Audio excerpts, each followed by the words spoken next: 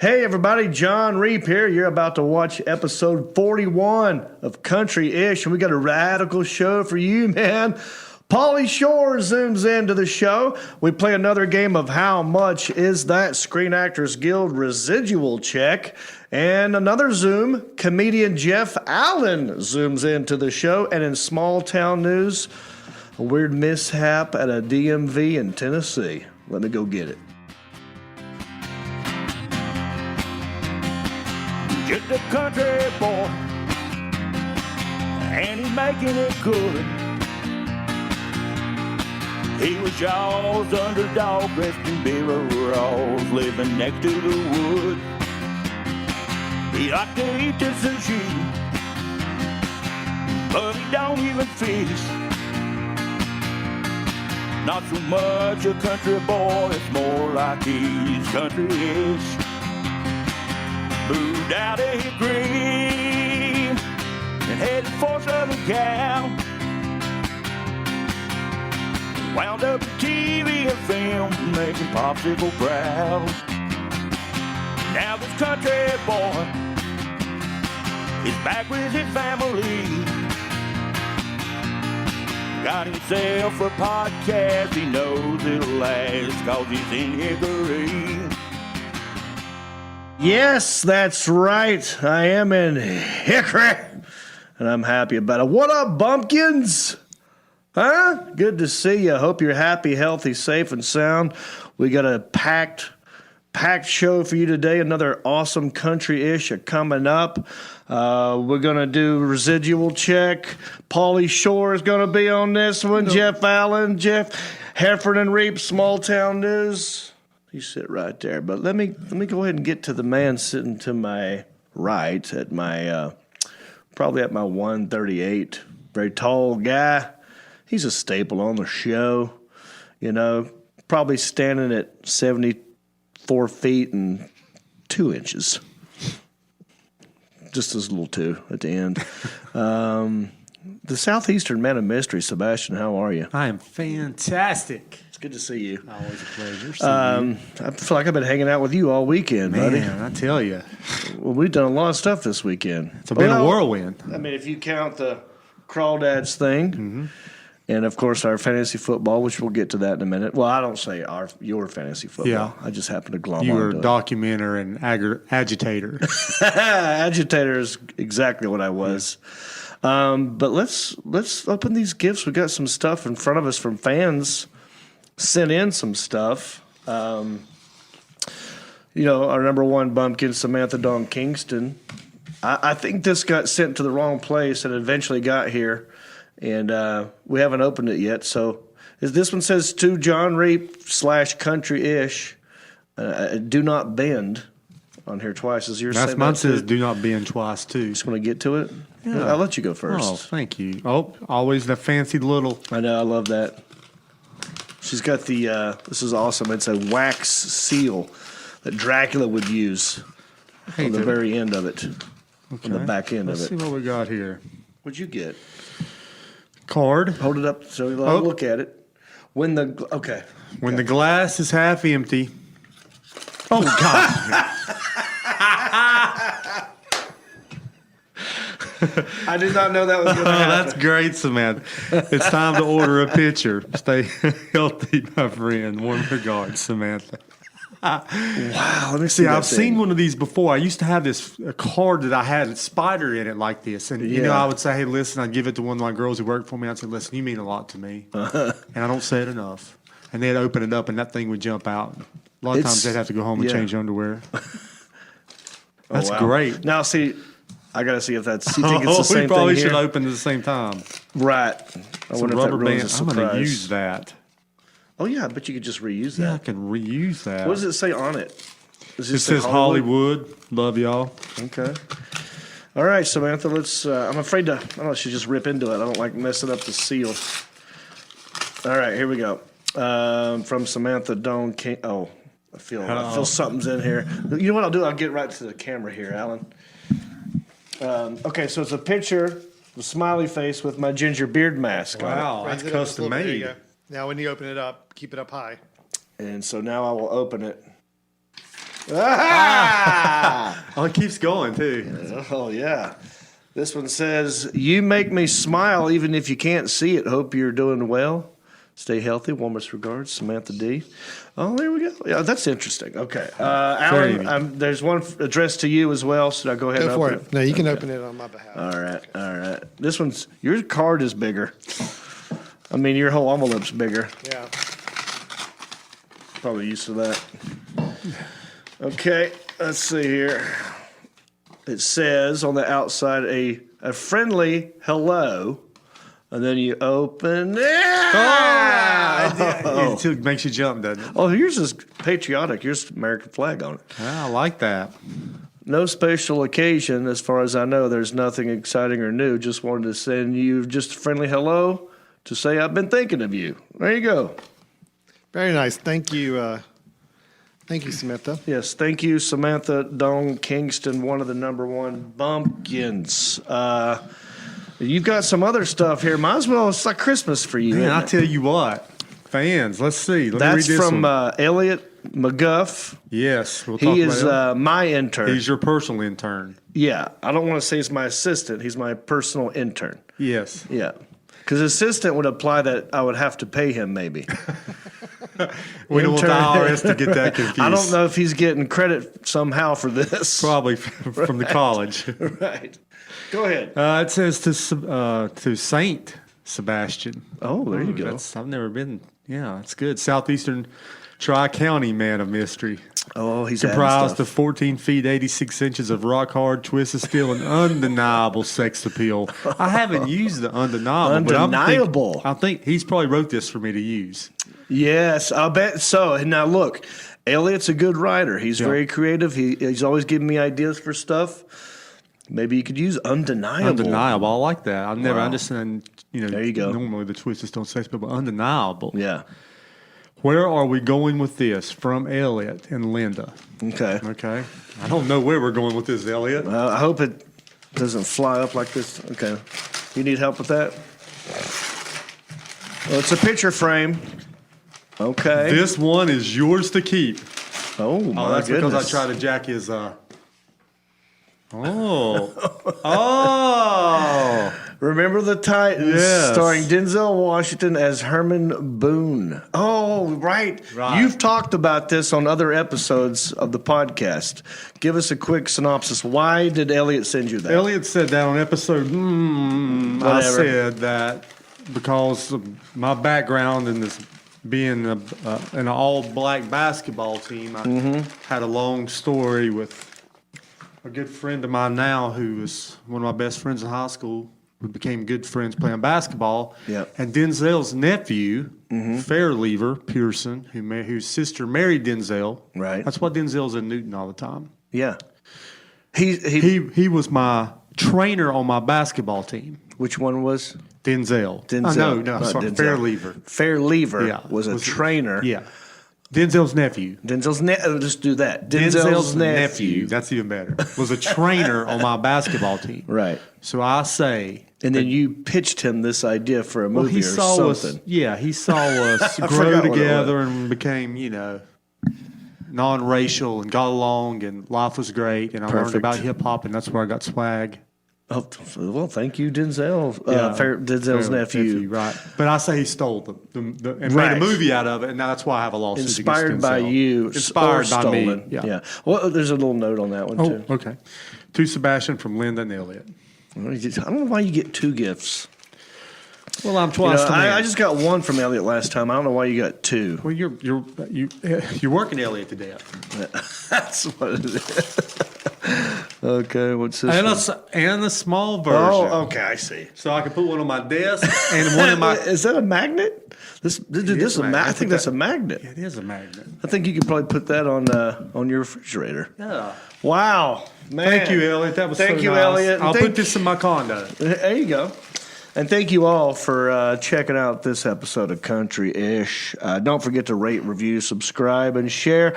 We're everywhere. Apple Podcasts, YouTube, iHeartRadio, Spotify, Pandora, Stitcher, Podbean, you name it. We're on it.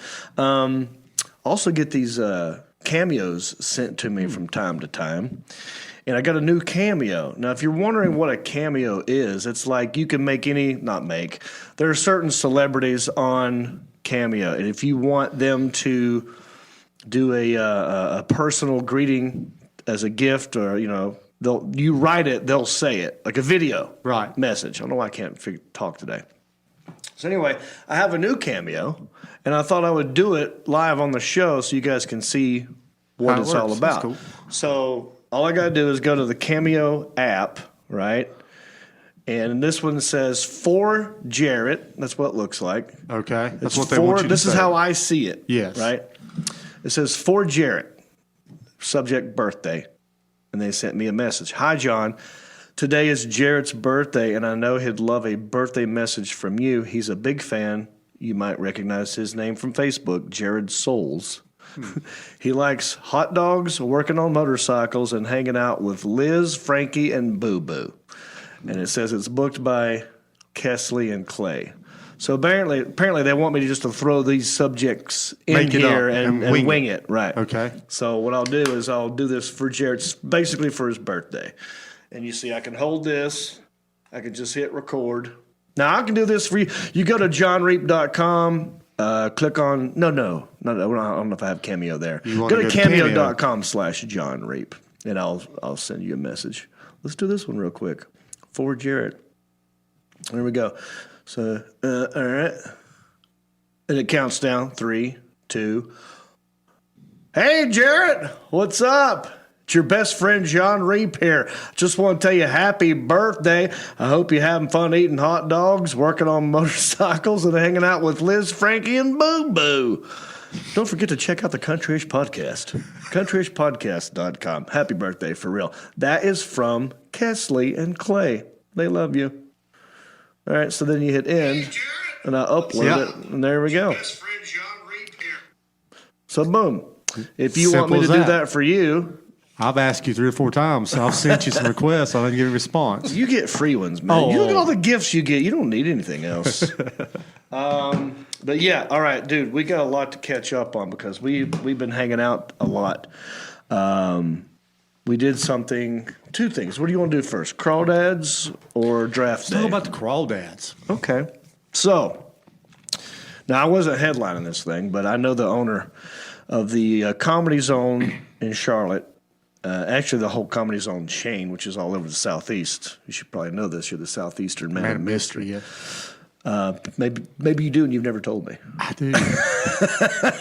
But the owner is a guy named Brian Heffer, and he just moved to the area, and he's trying to get comedy to work in Hickory. And he's had several things pop up here and there, but during the pandemic, it's almost impossible.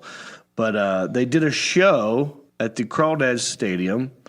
And you and I went there, just me, you, and Stamos, and the Alan Jackson, and Isaiah was there, the intern, and we had Elliot there. But we were just there to promote the podcast. See, I didn't really perform. I just went up, and I didn't even know I was going to do anything. I thought I'd go there and just say hey to people and help support it, get the word out. Yeah. Michelle Miller and Sean Jones were the comedians. Everyone did a great job. And it's always weird when you do comedy outdoors, but it worked. I think it's something that they're going to start doing. And Brian was asking me if I would like to be the sort of permanent host of it. Like it's John Reap presents comedy at the Crawdads. Like the Def Lip Comedy Jam in Hickory. Right. Yeah, definitely. Yeah. So it worked out pretty good. And we have some pictures from that, Alan. I think we could show some pictures, but it was here we go.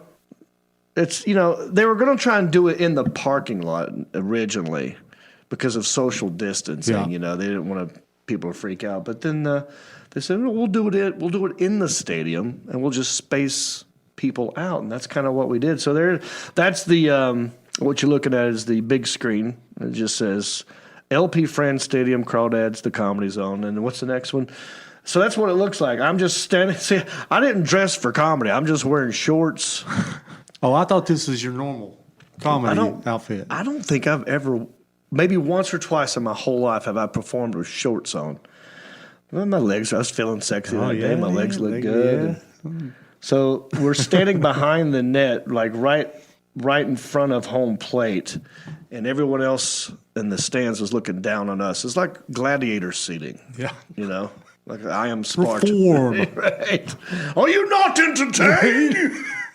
Right. I should have said that. Yeah. But I came out just to welcome people and bring up the other comedians and then talk about the podcast. And now, then next time I'm going to try and there's Michelle Yeah. Miller doing her thing. Yeah. What were you going to say? No, I said then you just wouldn't stop talking. Right. I know. Well, I was just going to do maybe 5 minutes or 7 minutes. I think I ended up doing like 10 minutes, but I hadn't done stand up in a minute. So even that was kind of like weird for a minute.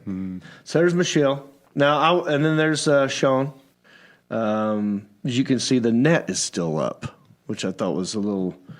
I guess they can't take it down, but we got to work on that, taking the net down, because that was. Although they did add to the humor. Yeah, you know, they had some. He was very funny. Had some good jokes. Very about good. It. Yeah. Yeah, there you go. So look for that in the future, possible more events. I think they're going to try to do it once every 2 months, 3 months. Yeah, there's a great shot how they spaced everybody out. Yeah, there you go. Everyone's, and this was, by the way, this was with no publicity. I mean, you know, my name's not attached to it yet. I wasn't really performing. But they still did, you know, there's like about 100 people there spaced out. Now, after the COVID's over, and with some promotion, that place, we could easily pack that place out. Yeah. But it was cool. Had a good time. Did you have a good time? I did. Yeah. We had a blast. That was fun. All right. So that happened. But let's talk about draft day. Football is around the corner. Are you excited or do you care? It's weird. It's a weird year, you know. It's a weird year. You know, probably wouldn't care if we wouldn't be in this draft that's been going on for I don't know how many years. Mm-hmm. And I probably would ignore it. You are in a different league than I am. There was one called the Appalachian Fantasy Football League that I was a part of. Mm-hmm. And then we moved over to the Hard Drinking Weekend League. But even the guys in the Hard Drinking Weekend League said, we don't care. Yeah. So we're just doing a pick 'em. But your league, what's your league's called? What's your league's called? FFFL. No, your league. FFFL or something. You don't even know the name of the league? I get confused. It's FFFL. It's Johnny Stamey's league. Yeah. It was started by Andrew. Oak something maybe? I don't remember. Anyway, I went there as an observer. Like my brother was going to be out of town. He asked me, "Can you draft for me?" I said, "Yeah, I'll go draft for you." I know these guys. I know and love Andrew Kane and Johnny and all those guys. Scott Pitts. Anyway, I said, "Yeah, I'll do that for you." And then he said last minute, "No, I can make it." Well, I said, "It's too late. I've already made up my mind. I'm going to get drunk with my friends and talk about football." And that's what we did. We got some videos and some images we can go over. Oh, yeah. Now let me talk about you. Oh, okay. Because you, don't worry, you came in last the previous year. Supposedly, I got a pending lawsuit against that also. That I believe there was some rigging of numbers. Okay. Something happened, but that's where like the 2000 election. It is what it is. It is what it is. So in this league that Johnny Stamey has started, there are penalty shots that you have to do if you did something wrong during a draft or if you had a bad year for whatever. Different reasons why you have to take a shot. And it's not – and this is very extremely crazy. It's not normal shots, like something you would want to take. Right. Again, there was like a bottle of 14-year-old Sriracha vodka there for years that obviously was there because nobody drank it until they had to. This is you. We're about to watch this video. This is you taking the first penalty shot because of your crappy record last year. The fact that you may or may not have come in last place. Yeah. And you're wearing the poop emoji hat. Yeah, which is an upgrade because it used to be a ballerina hat, but it broke out west so bad they thought I may have something on it, and they destroyed it. Oh, really? Yeah. So can we talk about the chair you're sitting in? And it's the pink chair that ironically looked like it had a Did someone poop in that thing? Had a poop stain in it. Now, It I don't know if looked that like was planted, but it was in the right spot, and it did get on my clothes. It looked like a skid mark in some nasty Yeah. underwear that Yeah. someone left. And that's a penalty chair that you have That's the penalty to. chair. You have to sit at it. You Yeah. have to make your little speech. You get your own trophy. I don't Yeah. know if you got your picture of that, but you get your own trophy for this. Oh, I don't know if I got a picture of that or not. But let's go ahead and watch this. I mean, just let it roll, Alan, because we'll talk over it. But, too much in here. that's another thing. This league is very chaotic. It is chaos. Everyone talking over each other. Yeah. I felt so bad for Johnny. Here you are. He's thinking. You look like something from Gryffindor or Slytherin. It's bad. And Is this me? Look like Harry Potter. So here you are, Grant. Just this. What is that? That was pie hole. Jose or pie hole. Yeah. Pie hole. Pie hole. That was something called. It was a gin called pie hole, I think. Well, they had the $3 gin. They had the pie hole. They had the moonshine that looked like it was picked up off the side of a peach stand somewhere. I mean, after that, Then it got nuts. the drinks just kept a coming, and I had a great time because I had nothing at stake. You know, I'm not even in the league, so I took fun pictures. I had my ginger beard masks. You know, Yeah. by the way, if you want a ginger beard mask, put a smile on your face, preferably mine. You Look can at there. There, everybody had one. Yeah. Right. So I thought, like, well, my buddies are going to need a ginger Yeah. beard mask. So since I grew up with these people, I just handed them out. There we go. Oh, that's There's Andrew, Andrew, Keegan, yeah. and Corey. Yeah. This is in the basement of Johnny Poovy's place. Andrew, he looks good on Andrew. His face is so expressive. Look at, That's Chris. yeah. Chris, yeah. It's definite. There's Definite. Wes, and is that you? No, that's No, Mark that's Wilson. Oh Mark man, Wilson, Mark. yeah. Mark had some Jack Daniels or Jim Beam. Yeah. And about like halfway into it, whoo-wee, it Yeah. caught up with him. And now let's talk about this. This is you holding the inside of an ink pen. What happened to your pen? Things get destroyed during these drafts, and things get I chaotic. think it's because you're so huge and like you're a giant. It looked like a giant holding like a tiny little feather pen. And you can't ask for anything else because then you have to take a shot.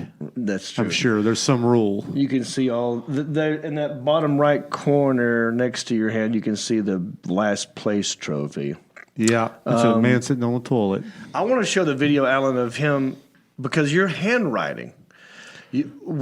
I got drunk. Yeah. You got drunk. I don't know how you It's know not much anybody better on your sober. team. Like your handwriting is. Oh, it's not much better. Not much sober? better sober. Let's just play this, Alan. I had a pen here, though. Is this your team so far? The backers, because I like Big ass. The big ass backers. I don't even know what that fucking means. I've never known what is that. I think that's Matt Ryan. That's Matt Ryan. What is this? That's Alvin Karma. He plays for New England. New Orleans. Okay. do you know Montgomery, who- that's David Montgomery Gentry. They're one dead, the other plays football still. That's Leonard Fortown. I'm Sebastian, so I got Flounder and I got Ariel. This was halfway into it. Yeah. And I just thought that was because you were drunk. Maybe you couldn't understand your own handwriting. But No, it got worse, though. It did get worse. I mean, I took my shirt off, was naked. The whole most- time you had your shirt Yeah, off. You got a picture of that, Alan? I think I don't know why. Was it hot? Is that what happened, or were you just trying to brag? I was just trying to get everybody in a good, fun party mood. Yeah. And that's- this is what happens when I get to drinking at friends' houses. I will remove clothing. Actually, this is one of the only documented drafts ever because you probably shouldn't document most of them. But you did document it all, which is kind of nice I for told 20 years Johnny I down the would, road. yeah, exactly. I would put it in Yeah. the Dropbox and send it to them. They can do what they want with it. Anyway, good times. Good luck. Good luck. Thank you. I'm going to win this year. Yeah? Do you know the name of your team? The Big S backers. Okay, good. Yeah. And it was the FFWL. What is? I don't know. Fantasy no idea what it Football stands for. Warrior League, maybe. That's it. The Warrior League. All right. Yes, that was fun. It's going to be interesting because Thursday night. This comes out Friday, so last night was the first NFL game. Yeah. Houston and the Chiefs are playing. Good. I got players on that. I'm Do you? ready. Are you sure? Yeah. And I'm excited because I don't really know anything about this season. Like, I've not been paying attention. I don't know exactly who's in and who's out. Yeah. What the rules are. If what if a whole team gets COVID? They just or wants to protest. Yeah. I don't know what's going to happen. Normally, I take this really seriously because it's so much during the year of smack talk because we're all on these chats and all that. So I keep thinking, but last year I really prepared, and you see where I ended up. So this year I just came with nothing. Right. Well, good luck, brother. Thank you. Good luck to the Big S backers. Big S backers. So also, don't forget, we're on iTunes, and if you write a review and it's positive, I will read it on the show. And we've got some new iTunes reviews that I could read you. I think we have 2 new ones. Here's one by Dual 102004. Says Rick and Bubba. Says, loved you on their podcast and can't wait to listen. Love your commercials with Dodge. Okay. Well, thank you, Dual. I think we read this one already. Glad I found you. I'm not a big podcaster, but I found you from Rick and Bubba. Okay, so thank you, Rick and Bubba. That's paying off. Now, here's one I want you to pay attention to. Okay. This is the first time we've not gotten 5 stars. Ooh. 4 stars. Is this about me retracting? This is just really me in general. But it's 4 stars from Cindy Waz. Do you know anybody named Cindy Waz? No. I don't. W-A-Z? I would like to know somebody named Waz. Yeah. Well, we'll reach out to her. Yeah. Maybe I have a new fan here. It says, first time listener. Just listen for my first time. Wanting and needing to laugh at least once a day. Please leave out the bad language so I can listen. Thank you. So that's all it is. And we're clean. Bad language. Yeah. Have we said I'm bad just saying language? that. No, I don't think we do. We try. It's my guests sometimes.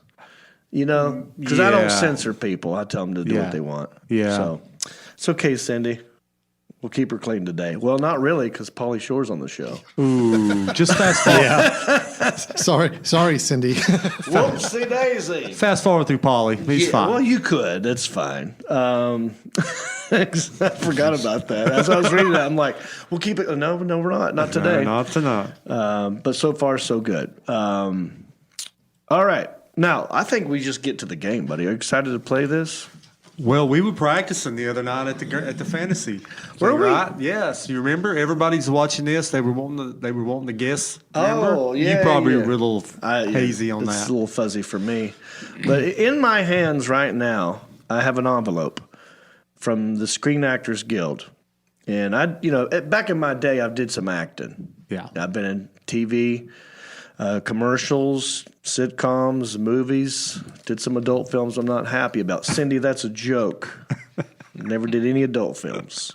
All right, that goes for Cindy and Betty Reap. All right. Isaiah, do you? No. So this is they have to pay you for that. And so from time to time I get checks in the mail from the Screen Actors Guild, and then we made a game out of it. And the game is, I'm just going to play it with you, the Alan Jackson, and Isaiah. And whoever can guess the amount, the closest to the right amount, wins the game. If you get it exactly right, I give you the check.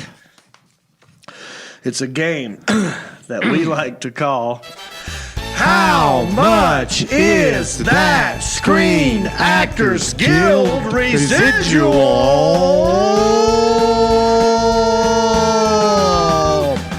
Check. Changed up on me, didn't you? I did. I was just watching you. Dude, good job. All right. Well, I'm a little out of breath, but we got this. Okay, good. Now, here's the thing. It is a check. I'm always worried. It is a check. Because sometimes I get I get a bill or a notice. But this does look like a check. There's a lot of stuff on here. My goodness gracious. My goodness gracious me. What does this mean? Why am I saying my goodness?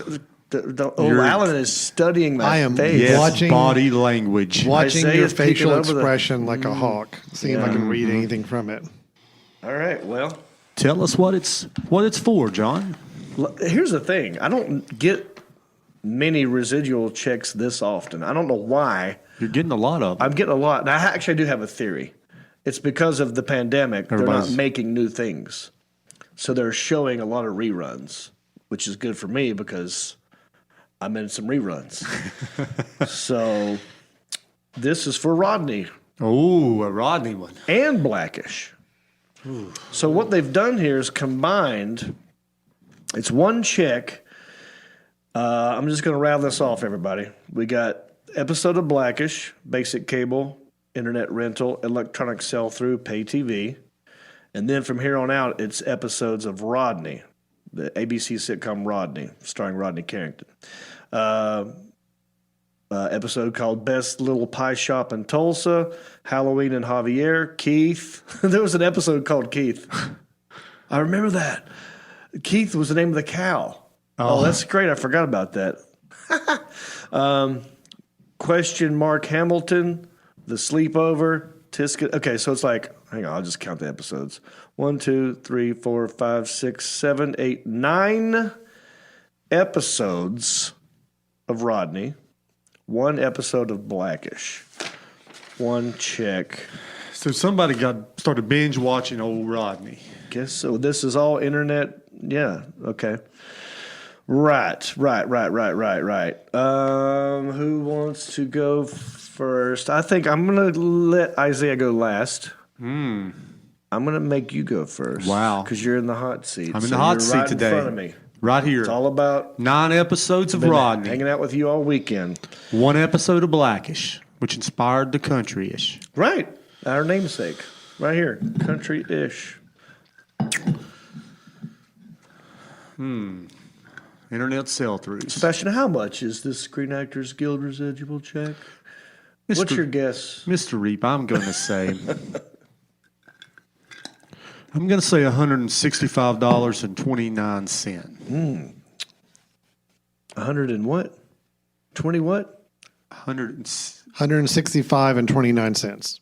Oh, $165.29. You're locked in. I'm over. No follow-up. No follow-up this time. follow-up. I'm not going to ask you if it's your final question. Can I phone a friend? You've already got gifts and Can stuff. I phone Rodney and ask him what it might be worth? I do need to call him back. So I think it's the Alan Jackson's turn. All right, you want me to go next? Yeah. I think I'm guessing Sean might be a little too optimistic on this check. I want to know John's face on me. I don't Look at know. that look. Oh man, wait! I'm just reading that back. I didn't do anything. I need to. Can I play back the video? I want to see your face again. Like when.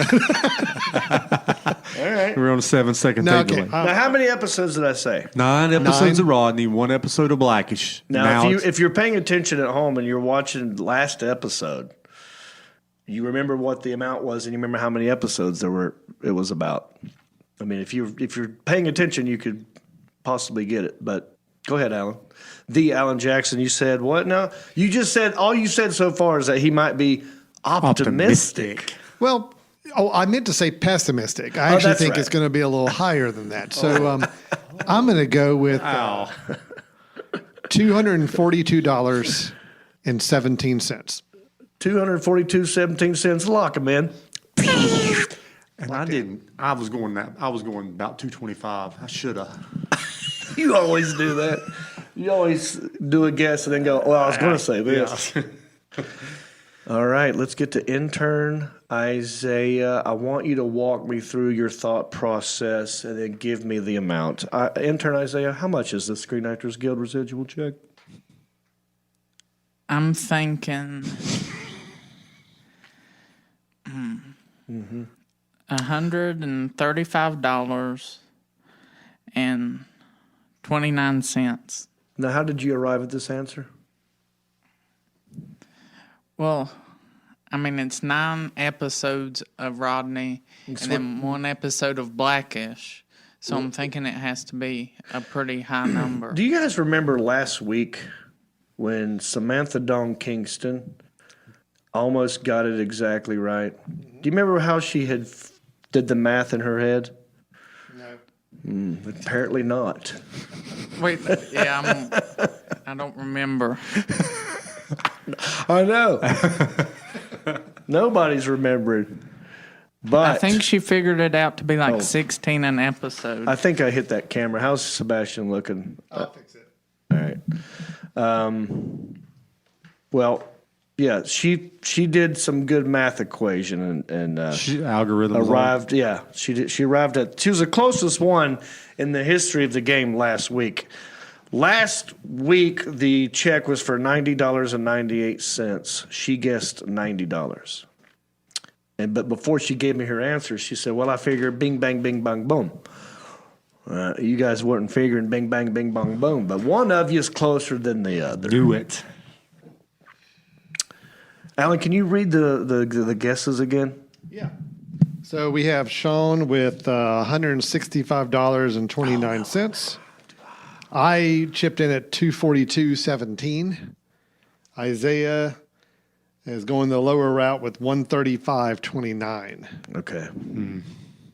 Well, I'm trying to think of how to read the results and make it nice and suspenseful. All right. Well, I'll tell you that it ends after the decimal point. It's 23 cents. Okay, so what does that tell you? Nobody got it exactly right. Okay, so no one's getting this check. Yay me!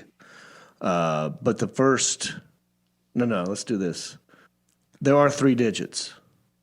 Okay, that applies to all of us. That's correct. Last digit is a 3. We're going to work backwards. Okay. Then it's a 1.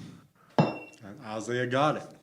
First digit's a 3. Oh, what? The Alan Jackson. That would be me. Wins the game with the guess of $242. $242.17. $17. 300. This check is for $313.23. Wow. Look at that. I'm telling you. Now, Alan, I felt like I helped you a lot when you did. My face lit You up. completely helped me a lot. I appreciate that. He was going the other way. I would have going won the other this direction. thing. I know he said That's why you were too optimistic. I love having the glass here where I can say my guess and watch your reactions. He's staring right at me. Well, thank you, everybody, for playing. And thank you, Rodney Carrington, and everyone at Blackish. My episode was Martin Luther Skiing Day. I played Whitey. And that was the same guys who did Rodney did Blackish. Oh. Yeah. Some of the same producers, I believe. Also, Good Luck Charlie. Small world. Yeah. Or maybe they just really like me.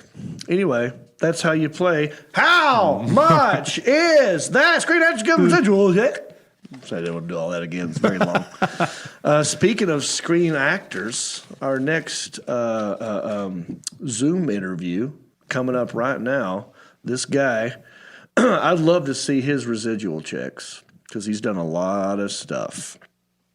And during the pandemic, people can't tour. They can't do a whole lot, so they're trapped at home. That's why I take advantage of that situation. I have them zoom into my podcast. And before we get to that, I should say this is probably one of the weirdest interviews I've ever done. It's a little bizarre. It's a little all over the map, but then we rein it in, and it's good, and we're going to show all of it in its entirety. In fact, intern Isaiah makes a little guest appearance in this podcast. In this interview. It's with a very famous guy, very famous comedian, actor named Pauly Shore. Let's enjoy this Zoom interview with Pauly Shore.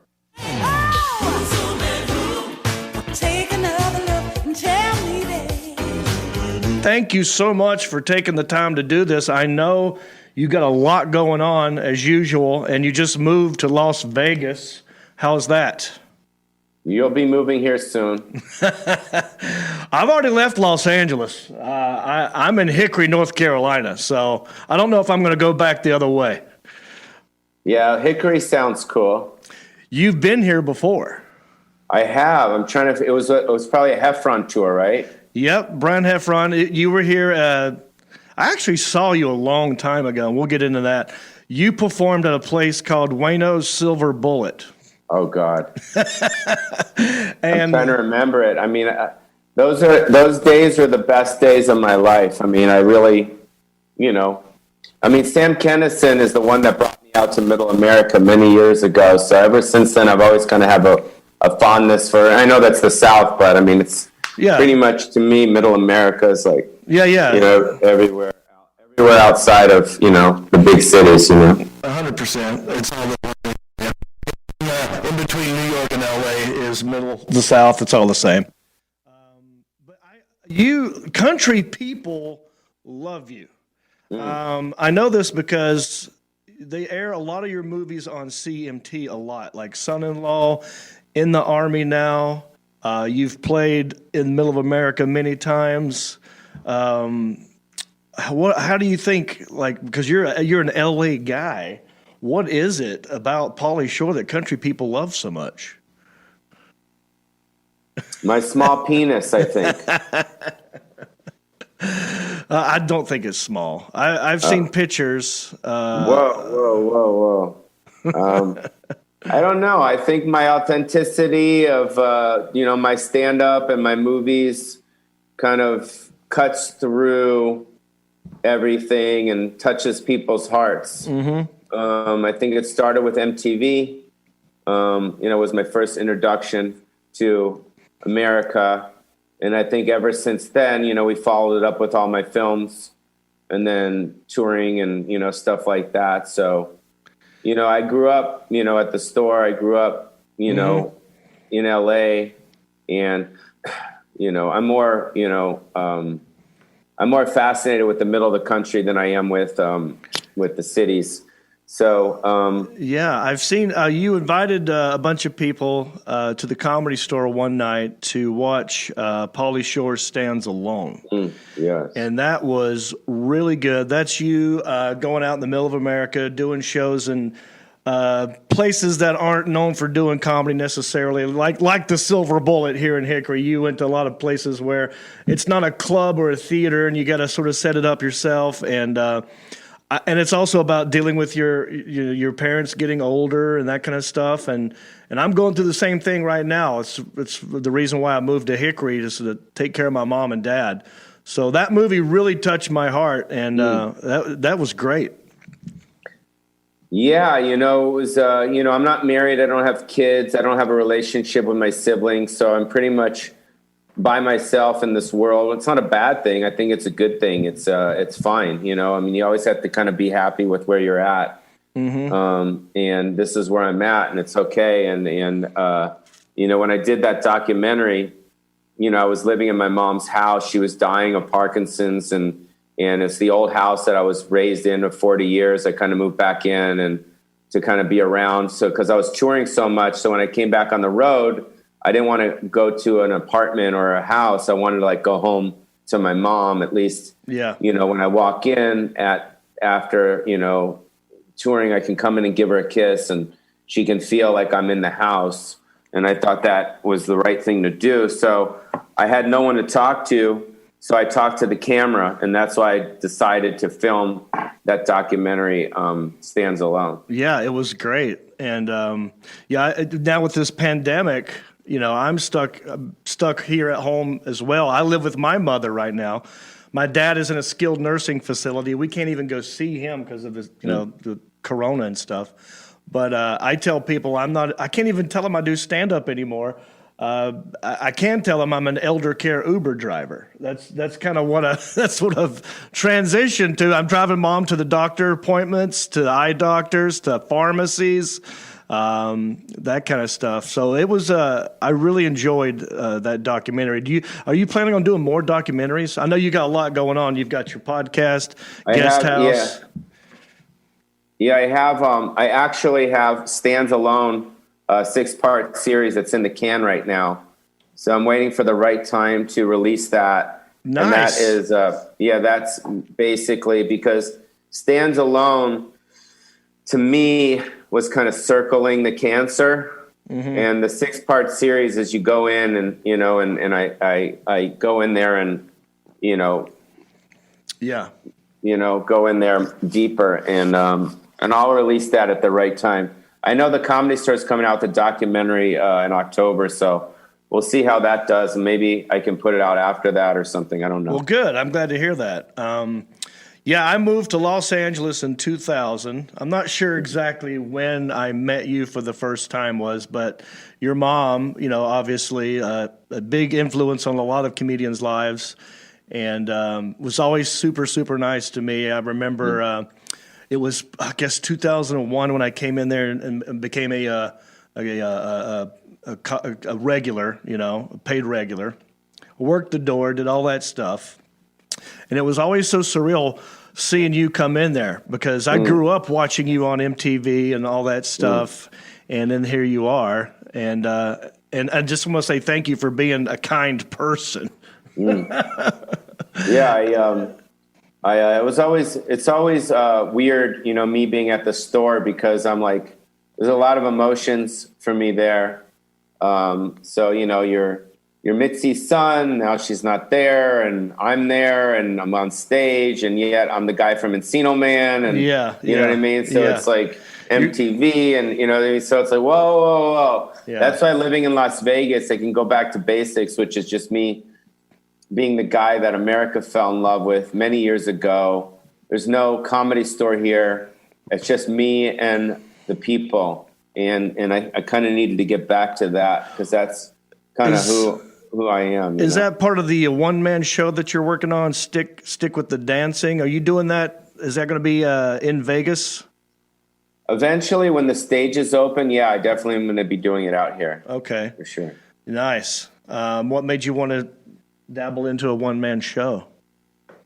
Because every time I do interviews, they always ask about my mom and the store and MTV and the movies. And I figured, if people keep asking me about it, I'll just do it in a one-man show in an entertainment fun way to kind of put it out there. I was really inspired by Mike Tyson's one-man show, which was called The Undisputed Truth, which Spike Lee directed. And I just thought that, it was just done really classy and endearing and cool. And I like the visuals behind them. So I kind of think that's the direction I want to go with it. Yeah.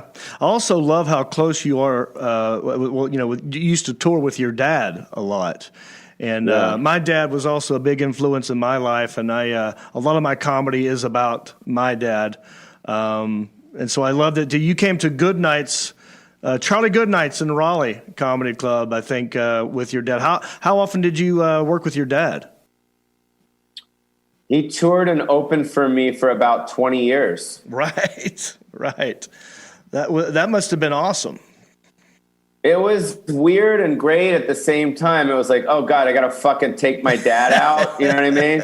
So you got that fucking, I got to deal with this guy. But then it's like, oh my God, this is my dad. That's so awesome. And then he's so fucking funny on stage. Yeah. So he would kill on stage. And then people would be like, is that some old guy or is that really his dad? Is Pauly lying to us? I didn't know his dad does stand up. And then he's really physical too. Yeah. I would come out. I'd say, now you guys know I'm so fucked up because of this fucking cocksucker. You know what I mean? And then people immediately, they're like, oh, wow. Okay. So yeah, he's more crazier than me. My dad, we would do shows and I'd be like exhausted. And he'd be like, come on, let's go again. And he'd want to keep like doing shows. And I'm like, dude, chill the fuck. So he's like, I call him the Jack LaLanne of comedy. Oh, right. So what's, I'm going to ask you this because we are on this podcast is called Country-ish. And I always ask this question of the comedians that come on the show. What's the most country-ish thing that you've done? The most country thing you've done? Hunting, fishing, NASCAR. What would that be? I'd probably have to say eating chicken fried steak at a Cracker Barrel. Oh yeah. On a Sunday. That's that is. It's a country Cracker Barrel. You can't get more country than that. What do you don't normally go to a Cracker Barrel? No, it's not. It's not good. It's not good for you. No, it's very. But it's fucking those pancakes are. Oh my God. Yeah. Holy fuck! You get some pancakes and those little sausage links. Oh hell yeah. What's your podcast about? Random Rants. Random Rants is awesome. I love it so much. It's something that I created a while ago. You're on All Things Comedy, right? Yeah, this is All Things Comedy. Yeah, so I'm on All Things Comedy as well with Russell, and Brenton and all those guys. Right. So it's something I created a long time ago where I just kind of started ranting in my phone like this, which was just audio. Because as a comic, we have this thing inside of us that has to like get out. You can only do it on paper for so long. Yeah. So since, again, me being by myself, I'd rant into this at night. And then it started with that. And then I changed to a video component. And then now it's video and it's audio and it's great. And I do it out of my house here in Vegas. And I can actually show you. You have you got like your own little Whack Pack crew over there too, right? Yeah. See, look, here's the setup here. Oh, nice. Here we go. So here's the cameras. Boom. I have a DJ right here. Yeah, nice. There's my little bar. Yeah. My house looks like the Brady Bunch, kind of. So. Oh, it looks and then great. You got all the cameras there. Yeah. And then you got the camera there. You got editors there. Mm-hmm. And then I also have my sidekick who I met out here as a young comic. We call him Bang Bang. Yeah. He's cool. You like Bang Bang? Here he is. Let me see Bang Bang. Oh, hey, Bang Bang. How are you, Bang Bang? He's good. So since I can't afford Bobby Lee anymore, I got this guy. So Right. he's like my next best choice. And then let me show you the backyard. It's pretty dope. So. Oh, this is great. Nice Yeah, tour. see? Here we go. Oh, dude, look at that. Nice. Is that a slip and slide? Yeah, that's a slip and slide. Wait, did you shoot Guest House out here? Is this part of the set? No, but it looks like it. It does a little bit. I saw the trailer for it. That's nice. So yeah, it's pretty cool. And then I got we're doing a little tour here, and I got Lenny Bruce right here. Let me show you. We got Lenny Bruce right there. See? Yeah. Is that good? Can you see? Yeah, no, it looks great. That's awesome. And then we got my mom right there. There's Mitzi Shore. Yep. Oh, that's a beautiful picture. Is that a drawing? Yeah, drawing. Oh, it looks great. Yeah. So, yeah, my house. It's Wow. pretty cool.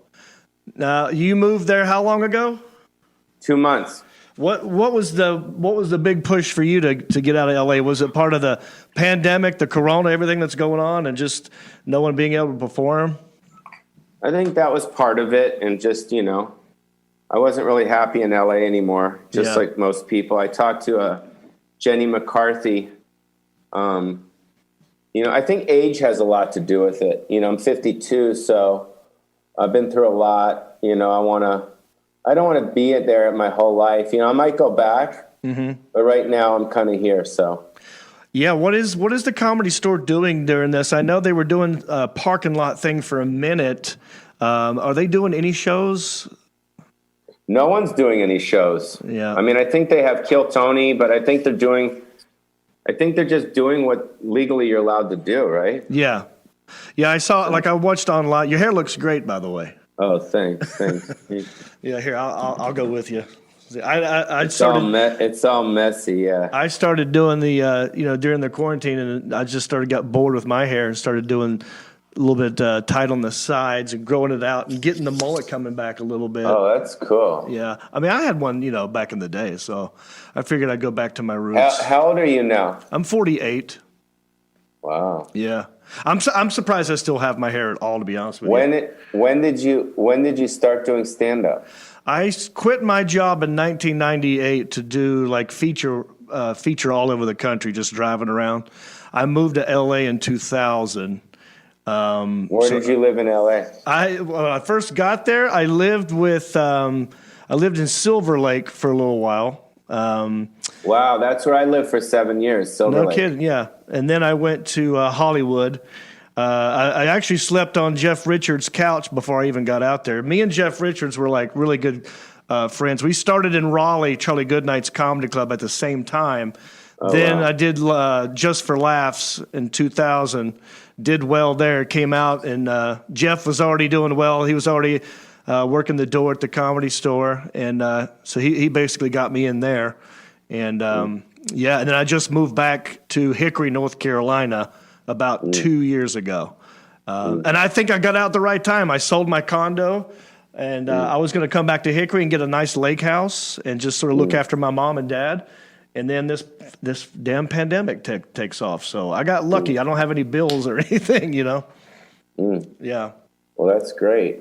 What's the you growing up at the Comedy Store? I mean, I cannot imagine the things that you've seen going up at the Comedy Store as a kid. Even how old were you the first time that you went on stage? The first time was when I was little, like really little. Argus brought me on stage, and he did me this bit. And what do you say, Nathaniel? You know, you have anything to say to the audience? And I looked at everyone and I said, "Fuck." Right. And the audience was in shock because they thought that the comics, Argus and Mike Binder, told me to say that. Okay. But I didn't. I just said it because that's all I knew. I was like a parrot. You know what I mean? Like, Right.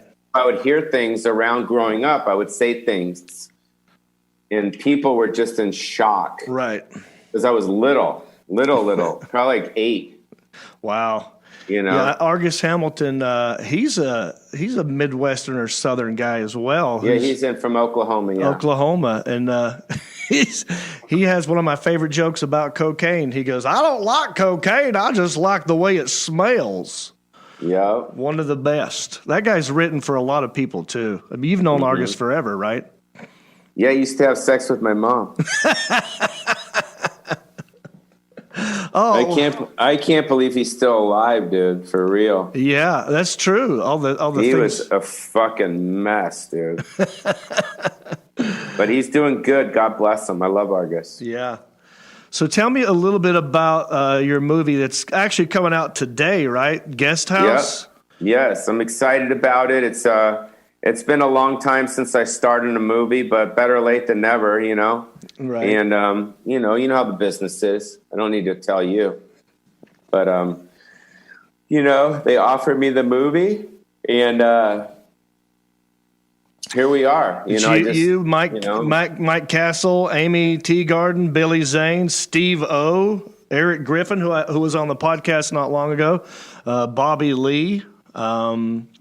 Yeah, I saw the trailer and it looked hilarious. I can't wait to watch it. It's streaming everywhere, right? It's everywhere. Bangkok.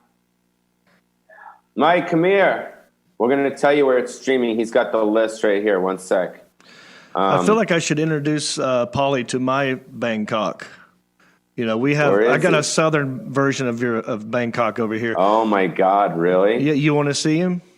Yeah. Isaiah, come in here for a minute. I want you to meet Pauly Shore. Isaiah, of course, it's a Christian name. Come in here, Isaiah. Is he scared? He's a little nervous. He's 19 years old. He just started interning for us. But I want you to hear this authentic Southern accent. Come in here and just say hey to Pauly. Come right here to the microphone. Over here. Come over here. Just sit right here, and I want you to say hello to Pauly. Oh no. There you go. This is Isaiah. What's up, Pauly? I like you. You're cool. I am a huge fan. My mom. Here, speak closer. Yeah. Speak closer. I am a huge fan of Son-in-Law. Me and my mom watch it all the time. Really? What's your favorite part? Oh, I don't have a favorite part, really. I like all of it. I mean, really? Here, let me bring my guy Bangkok Bang Bang in here to interview you. Here, this is his Bang Bang. This is his Bang. That's Isaiah. What is it? Isaiah. Mm-hmm. And then this is my intern here, Bang Bang. So you guys can talk to each other here. Asking questions about what it's like working here. So, yeah. What's up, guys? What's going on? Right there. Tell me you like it. Good. I like you. You're my friend. You're my friend. Ask Bang Bang where he's from. Where are you from? I'm from San Diego, California, but now I live in Las Vegas. And what Yeah. does he do for a living? What do you do for a living? At the moment, I'm unemployed, but before the pandemic, I was working as a sushi chef. I was doing stand-up comedy as well in Vegas. And yeah, that's pretty much it. Have you had sushi? No, I've never had sushi. Really? Well, I take that back. I've tried it once, and then it just wasn't my thing. My sister likes it though. Yeah, sushi is depending on the chef. Like you need to find the right chef to guide you through sushi because it's still kind of unfamiliar to several people because they think it's raw fish. They can get sick, but there's a whole process that comes into it as well. But yeah. Okay, thank you, Isaiah. All right, so what would you recommend for a first-time sushi eater? Just a basic California roll or imitation crab? Yeah, for like a beginner, I probably recommend like an imitation crab, which is like fake crab as well. There you go. As far as a freshwater eel too, you eat it, it's pretty much like chicken in the sea. So it's not too raw, it's already baked. So it's pretty easy. Hey, Yeah. Bang Bang, are you in the movie Guest House? No, I'm not. Okay.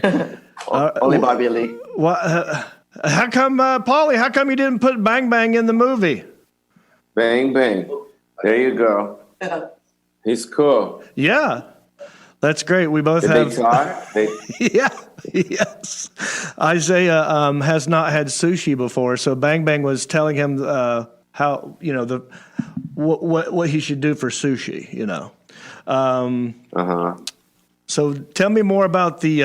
I'm trying to tell you where it is. I'm sorry. Oh, no. I got some stuff here. It's on demand, and it's on demand anywhere. Like Spectrum, Charter, whatever, DirecTV. Apple TV, Amazon, AT&T, Direct. It's on Microsoft, Rogers, Sony. I don't know. It's everywhere. All that stuff. And eventually it's going to go on all the other platforms. But right now, they're trying to make their money back, I think, and kind of, get the word out there that, people can rent it, they could buy it, and they can stream it and enjoy it. So, Yeah. They're trying to push it right now. So, I intend on watching it tonight. I'm friends with Bobby Lee. Does Bobby Lee get naked in this? yes. There's probably a lot of nudity in this. Yes. Perfect. Are you naked in this? Yes. No, I'm just kidding. Man. You have one of the best posters of any film that's ever existed. And I can't even remember the name of the movie. I just remember you had these short jeans on and your legs are massive. Do you do a lot of like squats? I started dancing when I was a kid, like in school. So I was like in the dance company at my school. So I was like the only straight guy in the dance company. You got all these chicks, you got a gay guy, and then me. Yeah. So I would start dancing and then break dancing and then Little League and surfing and skiing and Yeah. And I don't know. Here, let me show you my legs one second. Oh, yeah, let me see your legs. Yeah. Dude, you got great legs. They still look great, Pauly. For what, 52, okay. 53? 52, yeah. Can you see mine? Check these out. Oh, my God. Those aren't bad. They're not bad. Those aren't bad. Yeah, I've been working out during the pandemic because my brother's like a CrossFit fanatic. Oh, wow. Yeah, like he's really in shape. And he said legs is the biggest thing. So he turned his garage into a gym, and we've been doing a lot of squats and stuff. Oh, wow, that's great. Yeah. So might as well. It's good. It's good. It's good for you. So yeah, yes, it is. Thank you for taking the time to talk to me, Pauly. I really do appreciate it, and I can't wait to watch your movie. Yeah, and tell all the country folks out there that I'll be back once they, lift this ban on all this bullshit. You know what I mean? Yeah. I love touring out there. I'll be out there. I'm also in Las Vegas, so hopefully I get some residency out here and maybe the people from Hickory can come see me in Vegas as well, you know? Yeah. And if you want to look up his tour dates, he's got a website, paulyshore.com. Everything up there is probably up to date. Check him out. Check his podcast out. Check out the movie Guest House. Thanks a lot, Pauly. Thanks, John. You have a great time, and tell Isaiah, hang in there, yeah? I will. And give All my right, love to brother. Bang Bang. Take another look and tell me that. I told you. How crazy is that? Wow. Yeah. That's awesome. Thank you, Pauly Shore, for being on the podcast. Everyone go see Guest House. It's out there somewhere. We'll figure it out. Isaiah could probably tell us. And thanks. You did a good job, Isaiah. Good job. Good job. All right, we got a whole lot of show. Don't forget, we got a little sample of Heffron and Reap coming up. We've got Jeff Allen and in Small Town News, interesting DMV mishap. All that's coming up. We'll be right back with more country-ish after this. Hey, everybody. Jon Reap here. Just want to say thank you for listening or watching this podcast. We love it when you do that. Also, I want you to go cruising with me. That's right. Not in a car, in a ship. That's right. It's the Reaps Peeps Comedy Cruise. Check it out. If you go to johnreap.com, click on the Reaps Peeps Cruise. All the information you need is right there. It's in 2021. You got plenty of time. November the 6th through the 11th. We're going to a private beach in Haiti. We're going to Nassau. I'm doing stand-up. We're doing a podcast, and we're doing karaoke. 5 nights. It's going to be a blast. Get on the boat with me, Jon Reap, and the Reaps Peeps Cruise. If you love this podcast and you love wearing shirts, well, we got something for you. If you go to countryishpodcast.com, click on merchandise, it'll take you to my store, and we have an awesome t-shirt for you. It's a Country-ish podcast t-shirt. Look at it. Isn't it beautiful? Also, it's got the website on there. It's a soft tee, very soft, feels good on your skin, and it helps us keep the lights on here at the studio. So check out countryishpodcast.com, click on merchandise, get yourself a t-shirt, and know that I love you. All right, we are back. Sebastian, I'm a busy man. I'm taking over the podcast game, as they say. And for you podcast fanatics out there, I also do another podcast. It's with comedian John Heffron.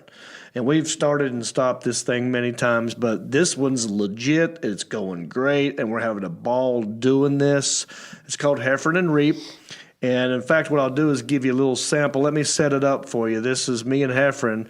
And it's just stream of consciousness. Like, we just start talking, and it just goes. And somehow we got on the subject of, 1980s softcore adult films. Like, when you go into the VHS store and look for a rated R comedy that you knew had nudity in it. Yeah.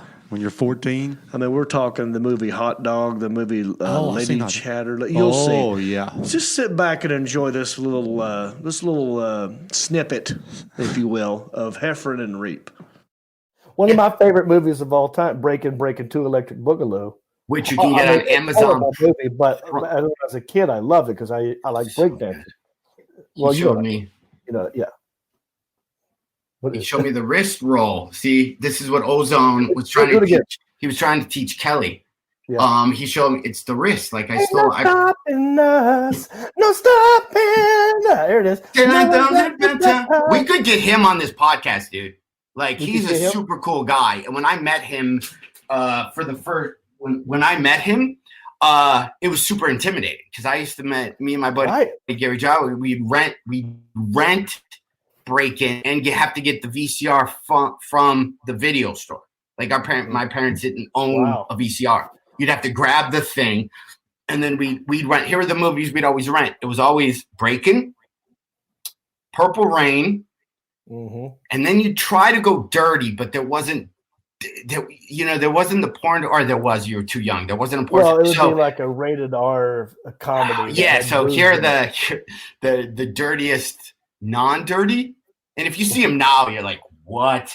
It was Hot Dog the movie. Did you ever see that one? Oh, it's about I will have guys who Sunny side show up. off. Guys who show off on their skiing. I know what you're talking about. Yeah, I will have Sunny side up, Sunny side in the morning. And then there was this young lady Chatterley. Did you ever see those two?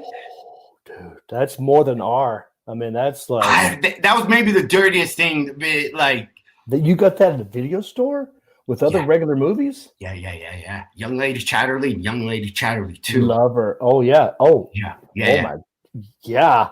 That was one of the first. Right. I think it was a porn. I don't think it was a regular movie. I think it was. I think someone messed up and put the wrong VHS in the wrong. Oh yeah. Thank you, Alan Jackson. See that? Yeah, but that's not like if you see that now. It wasn't a porn. It wasn't a porn, dude, because you could rent it the from last scene where there's people are rubbing cake on each other, and it's going down. That's funny.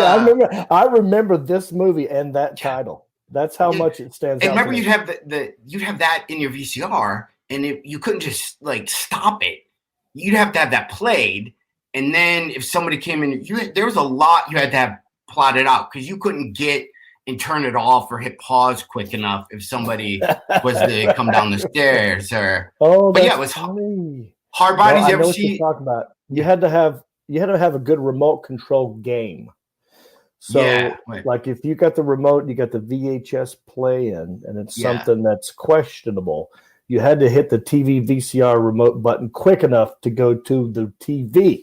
Yeah. Whatever happened to be airing. Yeah. So maybe you leave it on ESPN or some and flip over. Yeah, you had to go. Someone walks in, one button. Yeah. Meanwhile, the movie's still playing. You know what I'm saying? Because if you hit pause, well, they see that. There was I'm trying to think. Stop. It hit stop. It takes 2 minutes. Noises. Yeah. That chunk or eat it. The TV or something. VCR button was the fastest button to get out of trouble. I don't know if I know of any because those movies back then were so. Yeah, Young Ladies Chat. I think there were only 1 or 2 scenes, but there were those weird scenes where, as a kid, it's anytime the girl was kind of on top of the guy. They were doing moves I've never like. They were just doing a lot more like. And then everyone's sweaty, and then the positioning is weird. You're like, how is that guy's like? It was weird. I remember. I just remember cake getting rubbed on people and eaten off of people. And I also want to give a shout out to how quick Alan Jackson pulled up the Lady Chatterley VHS image. So it's not just me and you who know that, man. I think like he had that. I already had it in my library, so I just kind of pulled it up real quick. So that's all.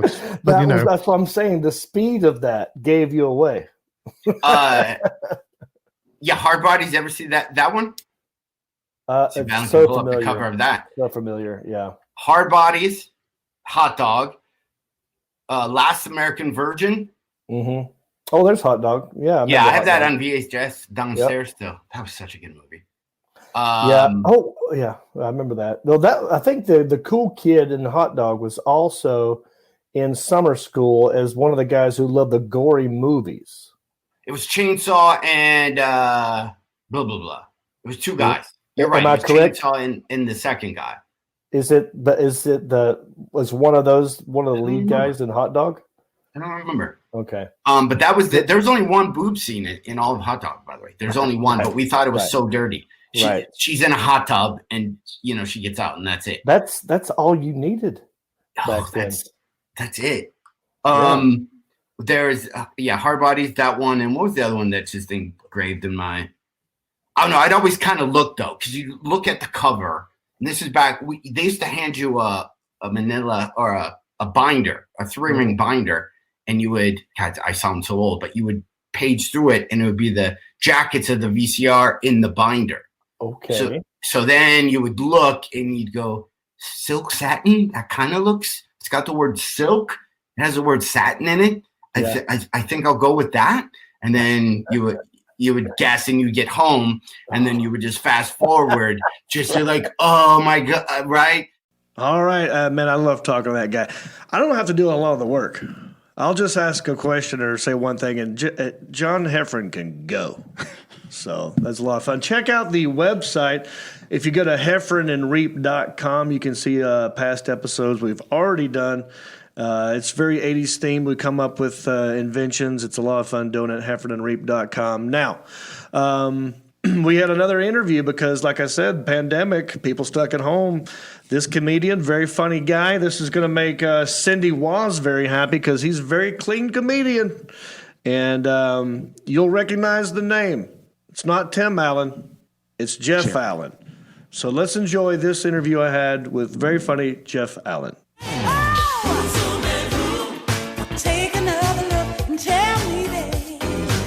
All right, joining me right now, the very legendary, very hilarious comedian who I feel like I've known you forever. Thanks for joining us, Mr. Jeff Allen. How are you? I'm doing fine. I'm on the proper side of the dirt today. So at my age, that's a good thing. It's like, what did Kyle Reiner say? He'd get up in the morning, check the obituaries. If his name wasn't in there, and then he'd get on and start his day. That's it. Yeah. So are you in Nashville? I'm in Nashville. I'm in a suburb. We live out in the country. Yeah, we live in the sticks. But I'm 30 minutes from anywhere I want to be in Nashville. So. That's one of my favorite cities in the country. Zany's is one of my favorite clubs, and then the Denver Comedy Works is one of my favorite clubs. I almost moved to Nashville when I left Los Angeles. I even looked at houses and that kind of stuff, but I feel like a lot of people going to Nashville right about now. Yeah, I'm getting a T-shirt that says, "Don't California my Nashville." That's exactly what's happening, isn't it? They're trying to turn Nashville into the new Hollywood. Yeah, they're like an abused woman who keeps dating the same kind of guy. You know, they move to another city and they vote the same garbage. Oh, that's hilarious. Well, it's good news for me. I mean, I left Los Angeles. I lived out there for 18 years. I moved back to my hometown of Hickory, North Carolina.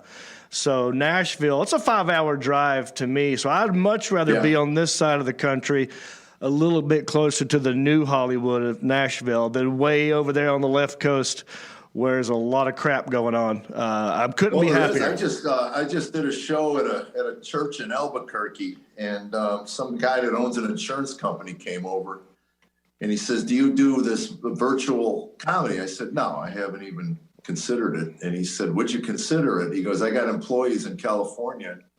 Because of the housing situation, people are converting their garages into apartments, and half my employees over there live in garages."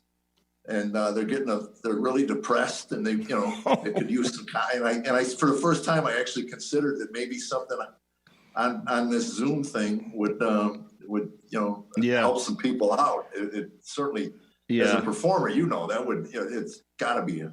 Oh, I won't do a Zoom stand-up show. I will totally do a podcast and talk to people and have humorous conversations, but if someone tries to get me to stand in front of a mic and talk to nobody and do jokes, for me, it's too weird. God bless the guys that can do it. I don't think I can do it. Yeah, I don't think I can either. But I started considering it because of the, when they come to you with that people are getting depressed and they could use some laughs. Let me ask you. I want to go back. I love that. I love asking these questions of comedians, especially guys like yourself who've managed to do it for so long. You started in the late 70s. Is that what I heard you say? Yeah. And what made you want to try it out for the first time? And did you think it would turn into what it's turned into? Well, I can tell you, I didn't think it would be this. I was 22 years old, and I was at a jewelry company, and somebody said, to back up, my brother was a musician, and he was playing in all the bars in the Chicago area, and I would go hang out at 16, 17 years old with them. And comedy team, O'Brien and Severa, went up one night and did comedy, and I just looked at it and said, "Man, I'd love to be able to do that." And this was a hard rock and roll bar. I mean, it wasn't a comedy club. Okay. So it was probably 4 or 5 years later, I was working for a jewelry company in Chicago, and someone told me about a comedy club. I go, "Oh my God," because you ask, where do you do comedy? Right. how do these guys learn to do what they do, you know? And anyway, when I went to the comedy club, I got hooked. It took me about 4 months to get the courage. What I club was was doing that? magic at the time. What club was that? Comedy Cottage. Probably sat 70 people maybe. Wow. And they used to sit them around the floor. It was so jammed on Saturdays. They would sit them on the floor around the stage. And I would watch these guys work. Arsenio Hall was part of that group. You know, a guy named Jerry Dye, one of my favorites, Jerry Dye. Anyway, I went up and I started to do magic because that's what I was doing. And I was dropping stuff. I was so nervous, man. I was dropping things. Anyway, I realized I could bomb without all the props. So I dropped all the props. And anyway, I was not your classic duck to water. It took me a long time to get over the stage fright. I mean, during open mic nights, I'd walk up, look at the crowd, draw a blank, and leave the stage after 8 seconds. No. Well, I'm glad to hear you say that because I've been hearing a lot of these newer comics tell me like, oh, it was crazy. First time up there, I killed. I'm like, I couldn't believe it. It was so easy. And I'm like, first of all, I don't believe that. Secondly, because just because you think you killed, I don't think you know what killing is. Are those millennials? Because they grew up with trophies for batting 110. Yeah. Yeah. I think there's some of that going on. Yeah. They don't. I was like, don't go tell people you killed until you know what that actually is. Well, I always tell people, you know, because that's one of those questions you get asked. Do you bomb? And I go, you're not a comic till you bomb. You're not a boxer till somebody punches you in the face. Right. Then you'll decide whether or not you want to box. You know? That's a good point. Yeah. Until you bomb, you're not a comic until you bomb. Right. Right. Then you'll decide if you want to do it. You know, once you walk off stage humiliated in front of a room full of people. Yeah. Then you'll decide if you want to go back and do it again. So you started there, Chicago. Took you a while to get your feet wet. You're at the Comedy Cottage, and are we still working at the jewelry store? How long before you make the full time? I jumped, because I didn't care about money. I didn't care about respect and self-respect and dignity and all that stuff that comes with a job. So I remember it was very funny. They had a pay scale of $2, $5, $7.50, and $10, and I never got past $5. Because I was always ticking off the club owner. And one day he told me I was a $2 comic, and he said, you're a $0 comic. And I go, what president's on the $0 bill, you moron? And anyway, that was my end of the Comedy Cottage days. I had to hit the road. So I got out on the road and realized, my gosh, they actually pay you $250 where I was getting $2. You know? Right. So, okay. Yeah. And I had put together a few minutes, and anyway, I just hit the road. I started opening, then worked my way up to middle, and finally eventually started headlining the clubs. All over Chicago area? All over the country. By 1980, it was booming. So 2 years into it. And I remember the Punchlines when they opened up. I got hooked up real quick with. There was a guy out of New Jersey who used to book him called Jerry Stanley. Mm-hmm. Who was infamous. You can mention his name to some New York comics, and they'll develop a twitch. Oh yeah, I remember Jerry. Okay. But it was. And Tom Sobel, he had 25 one-nighters. Oh, no, I know Sobel. I know Sobel, Kentucky, right? Or right. Yeah, he had like a hole in the side of his nose or something. Yeah, that was Tom had some issues. He was very nice to me. I think it was it Louisville, Kentucky or Lexington? Yes. I love that guy. I think he sold it about 5 years ago, but oh really? Yeah, I think he did, but he still popped in to come say hey to me. But that's so you did that for basically you didn't look back, right? I mean, you just put the hammer down. Once I hit the road, when I met my wife, I was traveling 50 weeks a year. I was living out in LA at the time, and that didn't work out too well. I actually thought things should be fair, and I got into it with the Comedy Store one night. I went up finally after 3 months of waiting. I got my audition, and Mitzi left. Right. And so I called the next day to see if I could get in the following Monday. They said, no, you got to wait 3 more months. I go, for what? She didn't even see me. She goes, well, she didn't take anybody. I go, but she didn't see any of us. Right. I said, I can handle, you suck. I mean, I've heard it enough. at least give me the option of being in front of her. Man, that was that was. Yes, I feel your pain because when I went there, I was told, okay, when you're showcased for Mitzi, you kind of have to have somebody running interference so that no one else is distracting her when you're up there. So luckily, I had a friend named Jeff who already worked at the Comedy Store. He goes, all right, when's your showcase? All right, I'll be there. I go on stage. He's standing next to Mitzi. And as he's standing there, people are, because she doesn't come to the store every day. So when people see her, they want to walk up there and just start talking to her, no matter who's on stage. And Jeff would go like, psst, psst, nope, psst, psst. Mitzi, watch this, watch this, watch this, watch this, watch. And so thank God I had that going on, or else I probably would have been just as frustrated as you. I hate that. Well, I didn't. Again, I just thought it should be fair, Right, yeah. And just let me do my time, and you make your decision, and then we can move on from that. Yeah. And I did do some shows at the Improv, and I think Igby's was open at that time, so I was doing some stuff over there. But what years were you living in L.A.? Early '80s. Okay, yeah. And I met my wife in '85, and we got married '86, and we moved to Boston. Boston was a good move for me. Oh, yeah. At that time, mid '80s, Boston was one of the hottest comedy places in the country, so it was fun to be part of that crew for a few years. Right. I had to get out of there because of the alcohol and drugs. I finally quit drinking and doing cocaine. I couldn't stay there any longer. Right. Well, yeah, that's always a good way to stop is just get out of the town where it's happening. Absolutely. Well, good for you, man. I'm glad to hear that. And you're in Nashville now, but I know you've done a lot of stuff. I've seen you on VH1, Comedy Central, lots of times. You did the Apostles of Comedy as well. Yeah. And I'm reading here on your website this 1 hour comedy special I'm very interested in called Happy Wife, Happy Life. Right. How long ago was that? And can you tell me a little bit about that? That was in the 90s. Yeah, I coined the phrase back in the early 90s. And as a matter of fact, I copyrighted it for about 10 years. Thinking I'd sell it to Cracker Barrel and they could sell hats or something, but it never worked out that way. And anyway, it became so popular that people were accusing me of ripping it off. So I just kind of dropped it from the act. But I had a development deal with Castle Rock called Happy Wife, Happy Life. Right. And we shot the pilot, and of course, nothing's fair. Yeah, and it's funny. I said all the adult things when we take the pilot. I go, well, if it's God's will, it'll work out the way it's supposed to. It's it's not out of my control, and I'll be fine one way or the other. And by mid-August, I was in a fetal position in my living room. Why do you hate me? Why do you hate me?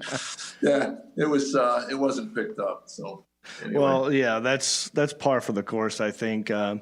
I was on Rodney Carrington's sitcom for 2 seasons, and I tell people all the time, if you ever want to get a sitcom canceled, all you have to do is buy a house within walking distance, and they will cancel it for you every time. So, yeah, that was my brief little stint. I enjoyed it, but it's almost impossible the fact that you even shot a pilot is crazy. Yeah, I call it my $750,000 paperweight. I used the cassette to hold my papers down on my desk. Oh man! Yeah. So you have the pilot. I had a couple development deals, and then finally the pilot, and then I did it out of Nashville. So I realized, you don't have to live out there. When I lived out there, I got no attention, and then I got here and. I forget. I think I went to Montreal Comedy Festival and I met somebody from APA.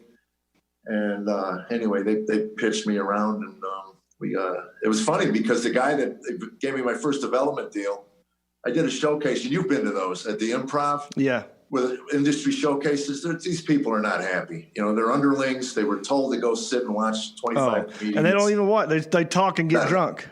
Yeah, they don't want to be there. So anyway, I bombed. I was the 22nd comedian up. I bombed horrifically. And about 2 weeks later, my manager calls me. He goes, "You're going to go out to LA. You're going to meet with some people there. They were at the showcase. They want to talk to you." I go, "Really?"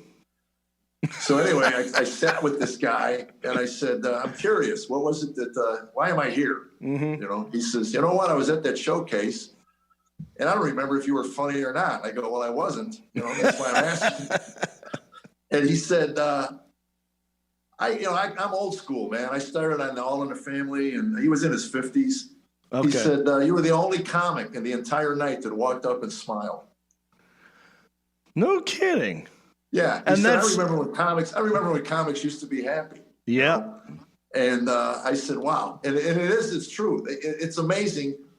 It had nothing to do with my stand-up, my act, my anything. It was just one little thing that stood out amongst all the sea of comics. Mm-hmm. And anyway, he goes, you got a show? I said, yeah, we got an idea, you know. And told him it was Happy Wife, Happy Life, and basically a browbeaten I feel like with the internet these days and everyone making up their own YouTube shows and that kind of stuff and podcasting, I wonder if there's a way that you could air the pilot on your YouTube channel and just let people see it.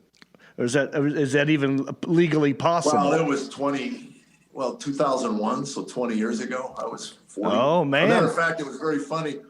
So, yeah, 2001, so I was close to 45. When we started doing all the showcases back in probably the late 90s, I was 41 or 2, and my manager told me, he goes, LA doesn't like people over 40. Mm-hmm. So every time we landed in LA, they go, how do you feel? I go, 5 years younger, man. Yeah. Uh-huh. Yeah, I'm feeling younger already, man. Yeah. So let's lie. Well, that's, see, I want you to give me some advice because I'm a 48-year-old comedian, Uber care, elder care Uber driver. Elder care, right? And what tips could you give a guy like me to stay in the game as long as you have? Oh gosh, I don't listen to anybody. Yeah. Don't take advice from anybody. You know, mm-hmm. Go with your gut. And I don't. You know, it's funny. There's this ebb and flow to what we do. You know, there's some years where it was all I could do to pay the rent and then all of a sudden something kicks, you know, and Dry Bar changed my life. I was going to ask you about that. Yeah. Tell me about Dry Bar. Well, it was funny because I had a friend that did it and I said, what's that? He tried to explain it to me. And then it was probably October. I taped in January. So October, my manager calls and says, I just signed you up for Dry Bar. He says, I don't want to do it. I don't want to burn another 30, 40 minutes of material that I've been working on. And he said, no, I'll let you do whatever you want, man. You can take it off of Happy Wife. You can take it off of, a couple other video bananas and stuff that you've done. I said, really? I can just do all the old stuff? And they go, yeah. I said, well, great. And then I told my wife, and she went nuts. And I don't know, you're not married, but I was. But I have a girlfriend now, but I know what it's like.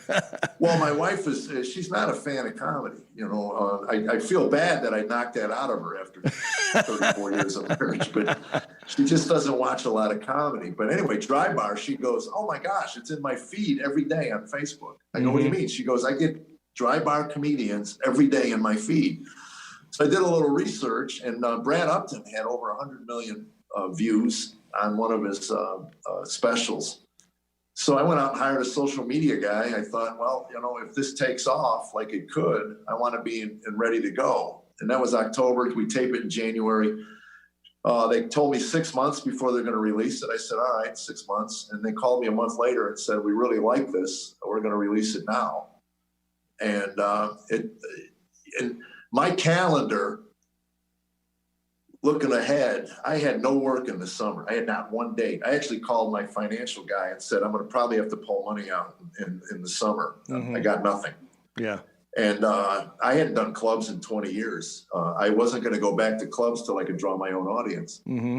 And that wasn't, I was doing corporate, I was doing churches and things. Well, anyway, within a month of that Dry Bar being released, my summer calendar was full. And wow.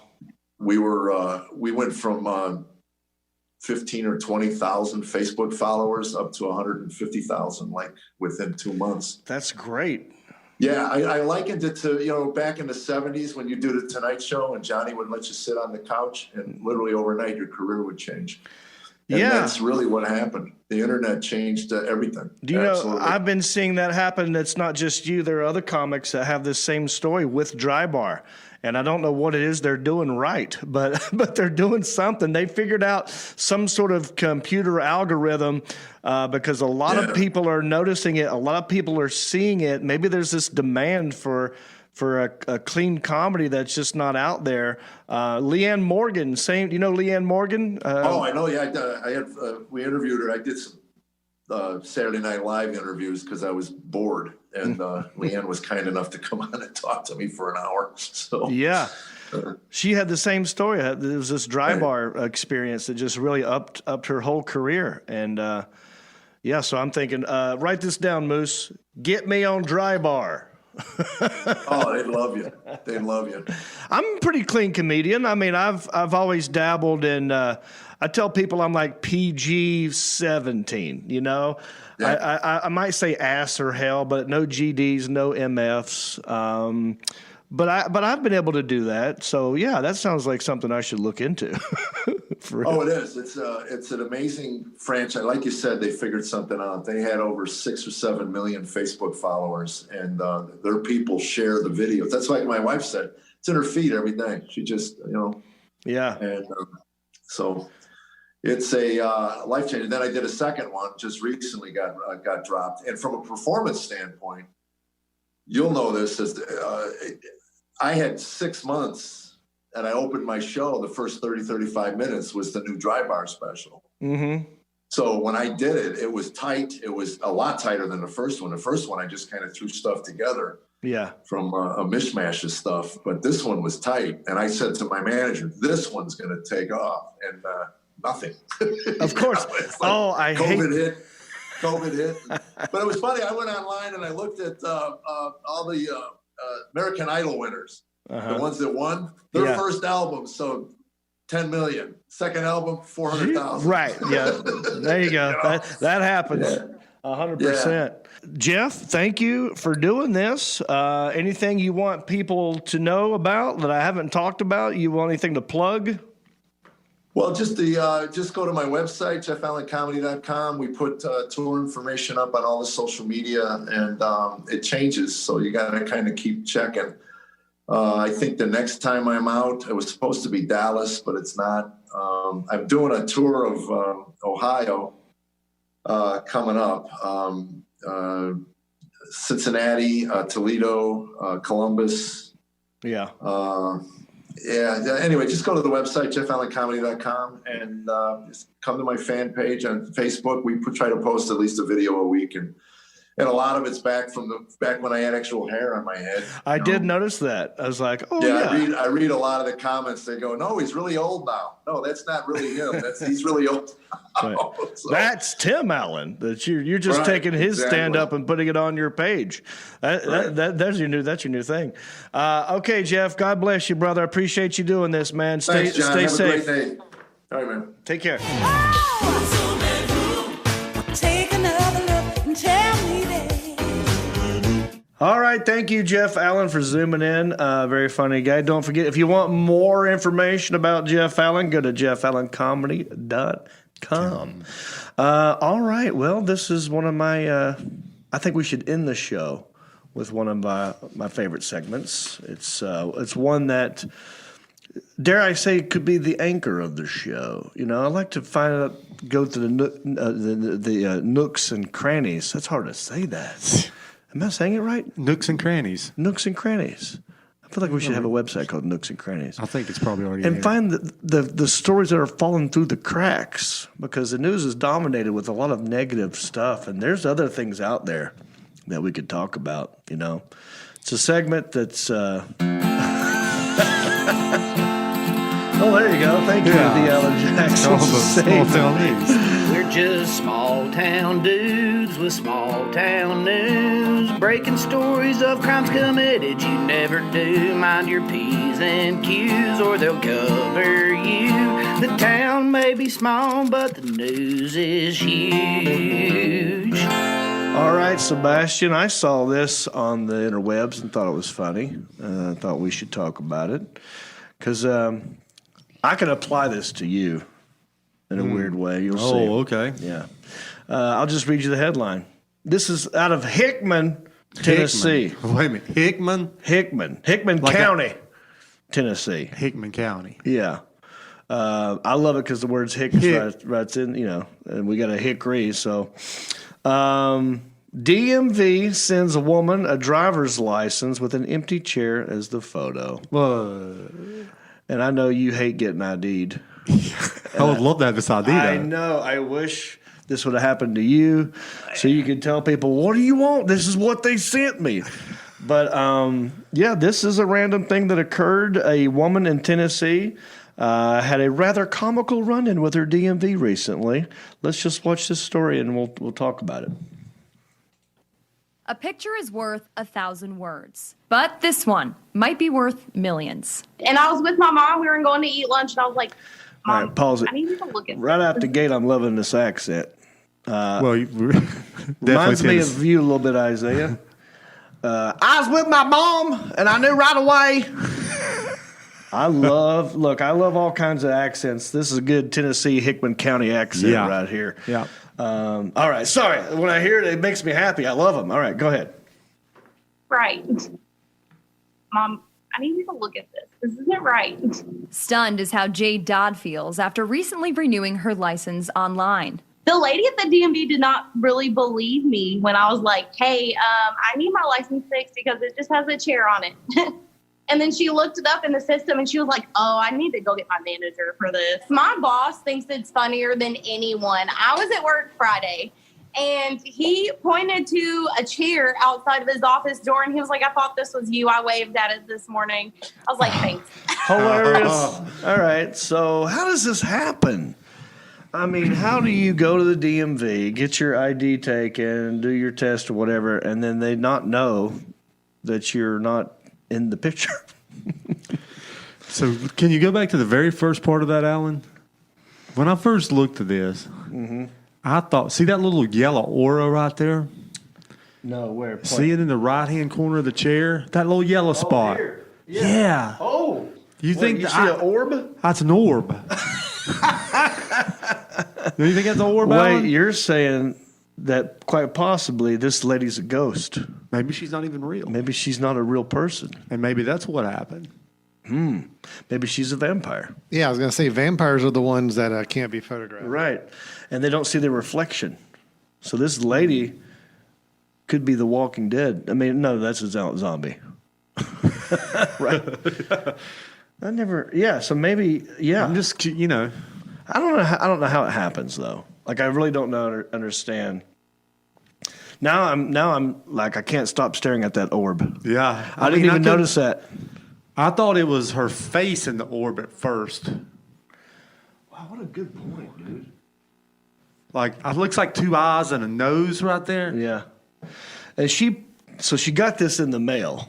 So they mail these out now. Right. I mean, I haven't had a driver's license in 7 years. I don't know. Right. I got lucky because when I moved back to North Carolina from California, I don't even know how much I should reveal about my driver's license because I've been known to have a lead foot. Yeah. I like to go fast. And I do a lot of traveling. Yeah. And for whatever reason, I couldn't get my California driver's license renewed. And so I knew I was leaving anyway. So I never did. And I came back to North Carolina. I went in and just pretended that you knew nothing. That I never left. I was like, I lost my driver's license. I need to retake the test. And I just gave my parents' address. I go, oh, yeah, we got you in here. But I had to retake the test because it had been so long. Right. So I actually had to get in a car. Did you fail the first one? Drive. No, I aced it. I got every question right and the driving test. I mean, that part was not the problem. It was the fact that I had so many problems with getting my California driver's license renewed that I couldn't just walk in with my old California ID and go, I live here now, let's put me in the system, because then I'd look it up and go like, oh, yeah, you got to pay this or do this. I forgot what it was. Yeah. I knew it was going to be a pain in the butt. And so I just went in and was like, Oh, yeah, I lost my ID, and I've been living here the whole time. So they didn't even look up California. See, California and North Carolina, they're not talking to each other. They're not talking. That's not what's happening in North Carolina. So this Florida, doesn't surprise me, really, that the DMV could actually, you could go in there and get your driver's license and not even be in a damn picture. I'm sorry, Cindy was. I said the D word. Damn, it holds back water. That's right. So that's interesting. Let's just finish watching this. Friday. And he pointed to a chair outside of his office door, and he was like, I thought this was you. I waved at it this morning. I was like, thanks. And he's not the only one telling jokes. People have been sending me memes that they've made. People have been telling me happy late birthday. Like, it's been weird. The Tennessee Department again. Rewind that. Did you know whoever made this meme? He took that. She took the pic. Yeah, the actual pic. The chair. That's the chair. I didn't even notice the whole chair was in there. I thought they just photoshopped that on top. You see the eyes and nose on the orb, and the hair parted to the left. Where's the eyes? Right down lower. That's one eye right there. And then you see the dark circle over there. That's an eye. It's an eye. Yeah. And then there's a nose right there. The mouth's going sideways, and then her hair's parted at the top. Maybe a horn coming out the side. Maybe those are horns. How do you notice stuff like Alan's like confused? Yeah, I just see an orange blob. Alan, you're not a believer? I'm not seeing anything you're describing there at all. I'm more into the vampire theory than the ghost theory. But no, I'm actually into Tennessee DMV not being on top of their game. So all right, but that's a great meme when you put your chair that was a good job. Whoever made that meme was pretty good. Go ahead, let's finish. Birthday, like it's been weird. The Tennessee Department of Safety and Homeland Security says this is a first. According to a spokesperson, when Jade first got her license a few years ago, an employee accidentally took a picture of the empty chair after the transaction and saved it to her profile. I wasn't mad. It was just, I don't know. It was fun. It was a funny situation. It kind of lightened the mood up a little bit since everything's been weird. A million words that tell a story. She certainly won't forget. One of my coworkers was like, keep it in a picture frame. You can use it as wall decoration. Conversation starter when you have dinner. Julia Palazzo, News 2. There you go. Well, we know a lot about Jade Christine Dodd. I mean, she took the image of this and put it on Facebook. Yeah. And then that's, so now her stuff's out there. Yeah. We know her age. Yep. We knew she's 5'3". 5'3", female, Hickman County. Yeah. I looked her up. She's on. I saw her. She's on Facebook. And I sent her a message. And I said, I like your story. Would you like to be on the podcast? But I literally did this right before we went on, so she hasn't had time to look at it. But then I was just looking at her page, and it looks like she was the Tonight Show did something. Jimmy Fallon got her before you. I know. She says, I can't explain how mad I am that my driver's license made it to the Tonight Show, and I didn't. Oh. But yeah, that's funny. I wish this would have happened to you, because I know how you hate showing your ID. Yeah, I would love to give that. That's me. Can I see your ID? Can I look at it? I'm not going to put it up on the camera. I want to know if it's an old one or no. You don't have your wallet, do you? I left my wallet in the car. Oh, you dodged a bullet there. What do you mean old one or new one? I have a Florida license. That's what it is. Yes. Now, is your driver's license the one? Remember how it had the cellophane on it? Or is yours hard? Mine's old. Yeah. Mine's the older one. I wish you had your wallet right now. Do you do a front pocket or a back pocket wallet? Back, so it tears them up. That's what I was going to say. Isaiah, what kind of? Do you have a wallet, Isaiah? Is it front pocket or back pocket? Front pocket. Okay, Alan, front or back pocket? I do a back pocket. A lot of people still do the back pocket. I do the front pocket. What? For many reasons. Because, and I'll show you mine. Yeah. This is my front pocket wallet. And I do this, and I'll show you my ID. Because when you sit on this, it'll start bending stuff, and it breaks cards, it breaks IDs. That's why every time you pull yours out or whatever and you get mad that you have to show your ID, I see your ID, I'm like, how old is that thing? It's just because you've been sitting on it so long. That's why you need a front pocket wallet, buddy.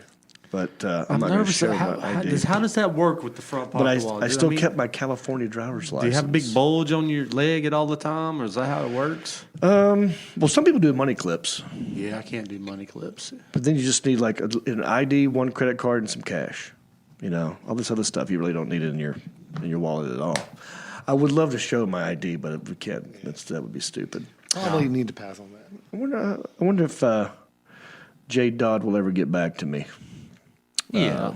From Hickman, Tennessee. That's. I would love. Like I said, I wish I would have fly her into Hickory Regional Airport, pick her up for the show. There we go. From Hickman to Hickory. That could be her story. The story of Jay Dodd from Tell Hickman her to forget to Hickory. the Tonight Show. Right. Who wants to go to Jimmy I Fallon's feel her living room? pain, though. I've not been on the Tonight Show, but my tweet has been on the Tonight Show. Oh.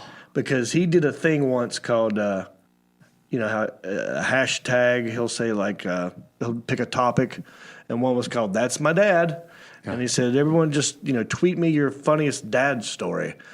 And I tweeted the one about my dad and the backpacks and the backpack full of rocks and the garden hose, and he read it. He read it on the Tonight Show, so I feel her pain. Yeah. My comedy's been on there, but I haven't been on there. Jay Dodd, reach out to me. Let's see if we can get her to zoom in. She's got a new ID. You know what I mean?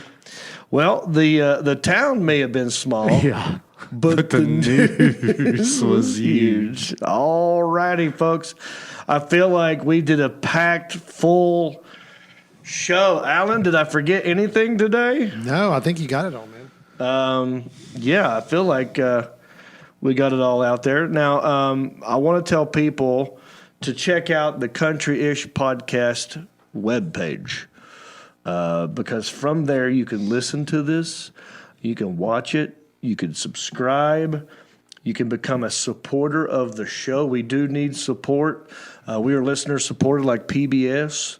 So if you want to become a Patreon supporter, you can do that. And there's different levels that you can support us. There's a $5 level, and it just goes up from there. And there's different little rewards that you get.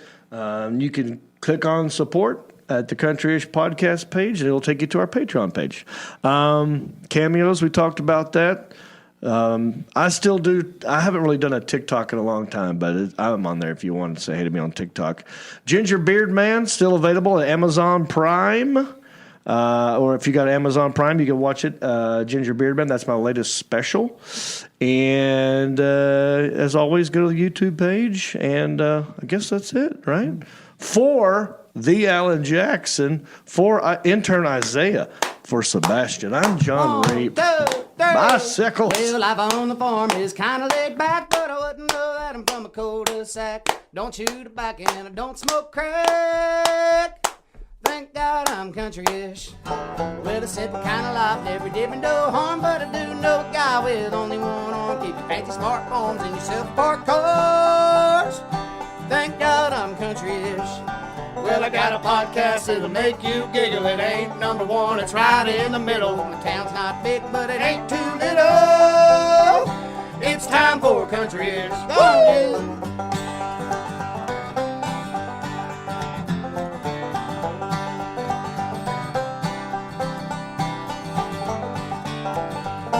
I'd make a new show every day if I could, but my friends have jobs and they pay pretty good. Record when we can, work when we should.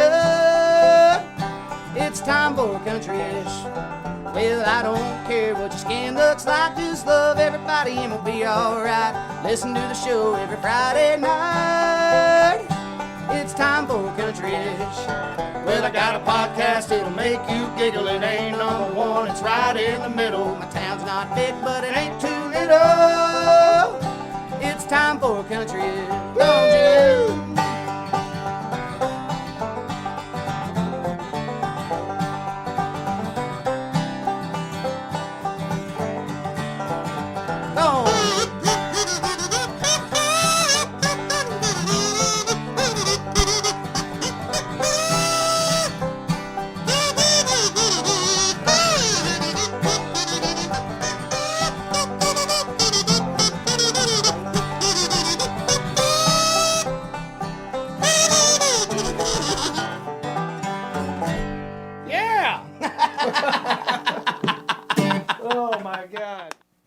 that's it. Bang, bang.